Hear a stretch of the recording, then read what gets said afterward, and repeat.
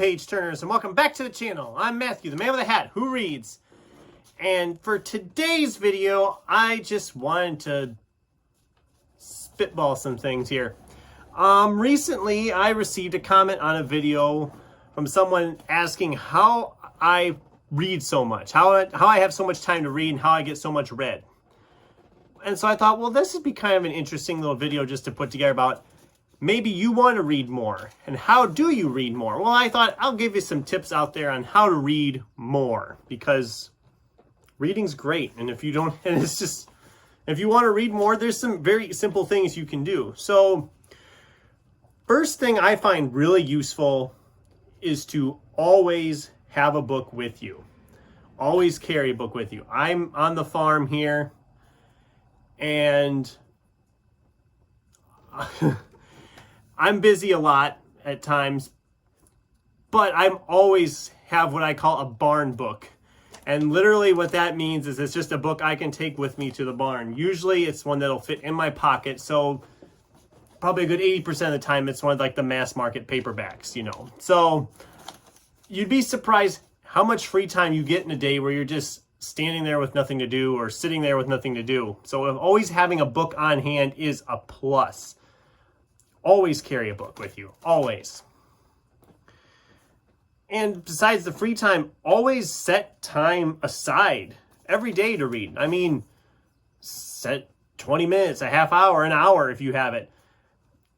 Just set time aside, and no, don't do it before you go to bed. I know that seems weird because a lot of people read when they go to bed at night before they go to bed. And that's fine, but in some cases, if you're tired and all of a sudden you're like, oh, I was going to read, and then you read, you're not going to recall it. It's not going to lodge into your mind at all. And then 30, 40 pages down the road, you're going to be like, why is this, what does this mean? I'm lost.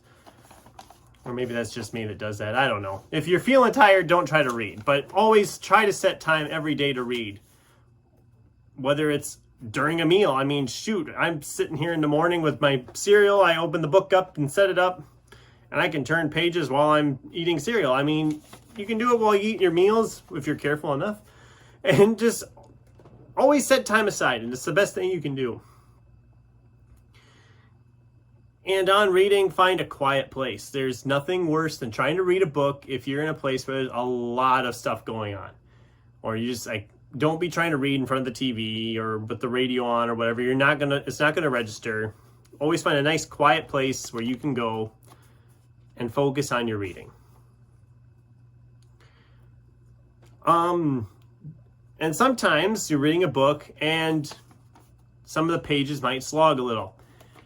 Skipping pages is okay. I mean, that sounds weird from somebody who likes to read, especially when you're ingrained, like you need to read every page of a book to truly appreciate it. That's not true. A good example is I skipped a chapter of Les Miserables, which Les Miserables is a tome. If you haven't read it, it is a freaking tome. I think the copy I read was like 1,200, 1,400 pages. It was huge. And it is a great book, but it does have moments where it slogs. And the worst thing with Les Mis is there was like a 10, 12 page chapter that was literally describing the sewers of Paris. That's it. Sewers that are been completely out of use for probably 200 years at this point, if not longer. There's no plot involved with it, and it's unnecessary. And Hugo was good at that because Hunchback of Notre Dame has like a bird's eye view of Paris that takes like 30, 40 pages to scan through. I mean, just skim it. You don't need, if you don't think you need to know it and you want to get back in the action, don't be afraid to skip a page. And if the book isn't working for you, don't be afraid to give up on it, because there are way too many books out there in the world that you might enjoy. And if you're wasting your time on a book that you are not enjoying, or you just don't like it for whatever reason, don't continue on with it. Give it up. There's no shame in that. I've done it plenty of times. There are plenty of times I finished off a book, or I commit myself that I'm going to finish a book and I wished I hadn't. I mean, there's just not enough time in life to read all the books you might want to read. And if you're struggling with a book, just give it up. Don't force yourself to read it.